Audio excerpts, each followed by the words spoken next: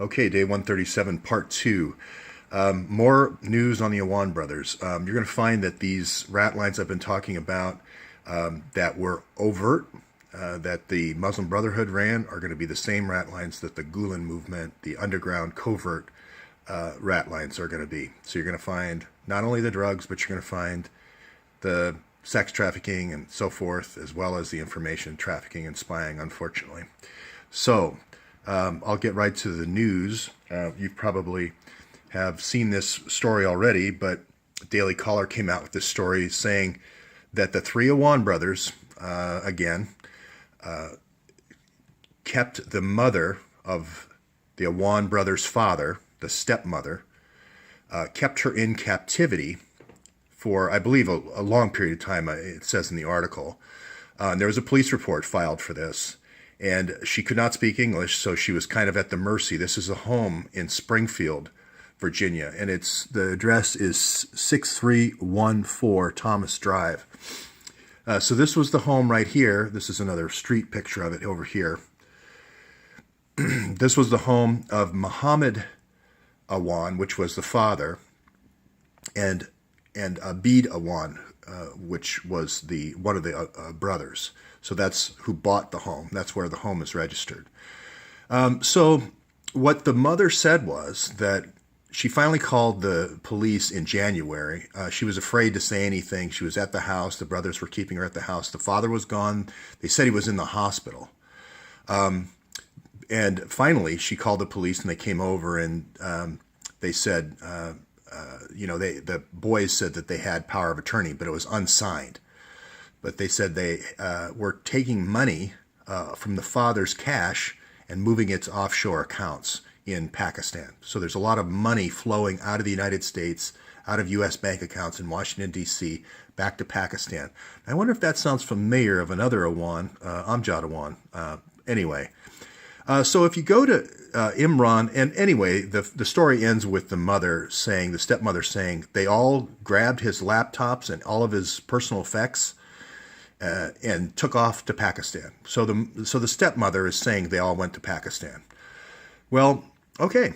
So I just looked up Imran Awan, and sure enough, there is one in Pakistan, and there's a father named Muhammad Shah. So I thought that was interesting. It was about the right age. I think he's in his mid-50s or something like that. And I think Imran is 32, 33. Maybe he's as old as 36. I don't know how old he is. But it turns out that the father, it says right there, PM Shah, for Pir Muhammad Shah. This is Pir Muhammad Shah's Facebook. That he's the head of PSP. Well, PSP, I won't go into all the details, but the CIA loves these three-letter political organizations.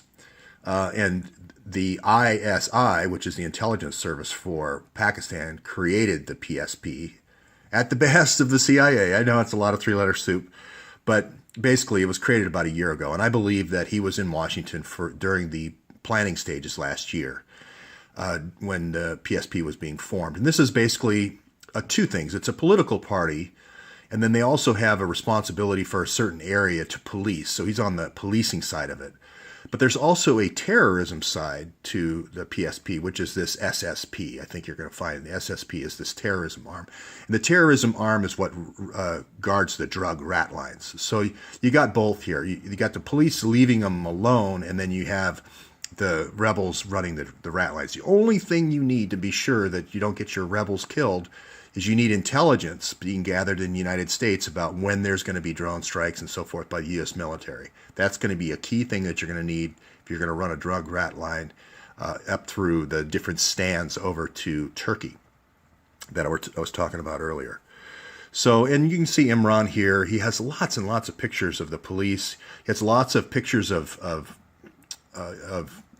religious clerics making very violent statements. He has a lot of pictures about youth and recruiting for military and so forth. A lot of religious iconography, very radical version of Islam. Now, Gulen also in his schools, I mean, one of the school problems, for mathematics in Gulen schools is if a Muslim kills 10 infidels, or if there's 10 infidels and a Muslim kills 5, how many infidels are left? So, I mean, even Gulen has kind of a radicalized version of Islam that he trains in his madrasas. But here's his ticket. Here's Imran's ticket to Lahore. This is a little choo-choo train going backwards if you read left to right here. And he posted it on his website. And it's January the 29th, so, or the 27th. I can't exactly read it. So I'm wondering if that was his ticket home. It's right there for all to see.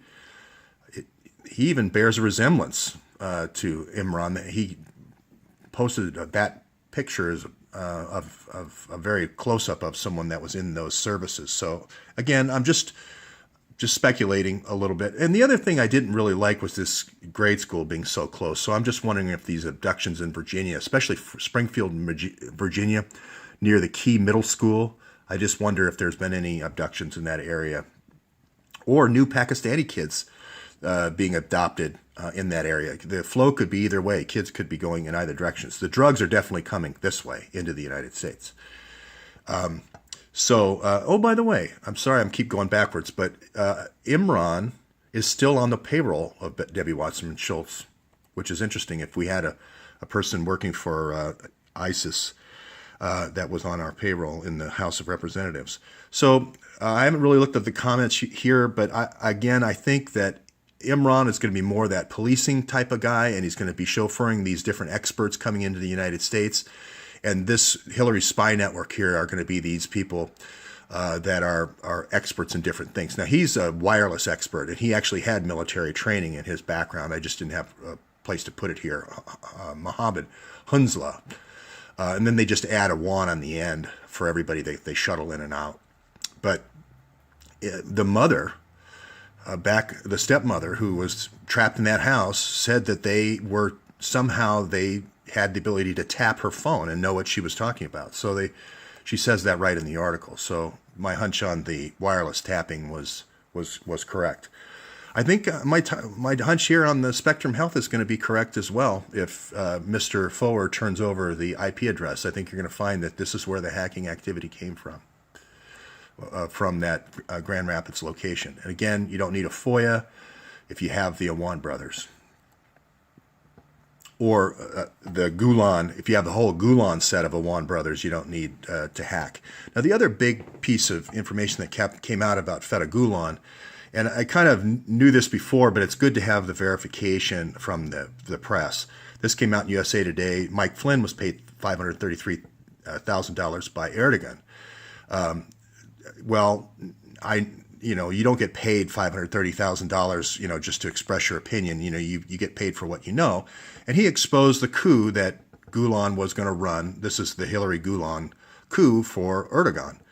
The reason why they wanted Erdogan out of there is because Erdogan has cut off the five stands and Azerbaijan Express, the Turkish Midnight Express, the drug route from Pakistan through to Turkey. And so this is the Pakistani end of it, and this is the Turkish end of it, and that's what's going on here. And I don't think Mike Flynn knew the day of when it was going to happen, but I think Mike Flynn did tell Erdogan, hey, it's going to look like this. The planes are going to fly from Incirlik. They're going to bomb the parliament in Ankara. They're going to have a radio information program to say that you're dead or that you're in hiding, etc. And here's how it's going to work. And then it was all that was left was for Putin to listen to see when the thing was launched, and then they could warn Erdogan. So that just came out. The problem is that this is just going to backfire. If the Senate Republicans go after Flynn, it's just going to all backfire. And again, I'm going back to the history of all this. Amjad Awan back at BCCI. This is all old news of doing the drug trafficking and money laundering.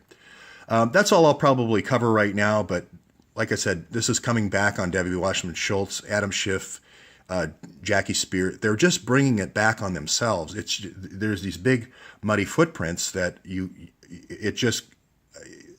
got the burglaries, you've got everything. It can no longer be ignored by MSM and the media. And Daily Caller is on it with their investigative piece. I think with the pieces that I'm throwing out there today, they're going to be able to drill down on when the Awans actually went back to Pakistan. It's going to be about the 26th or 27th. Homeland Security picks this up now. We go to the visas. We start looking at the processing of visas. and we start looking at passport stamps, and it's pretty much all over. The last thing I was going to say is you're going to find the visas are going to be Amran Khan, okay, or Khizr Khan, excuse me.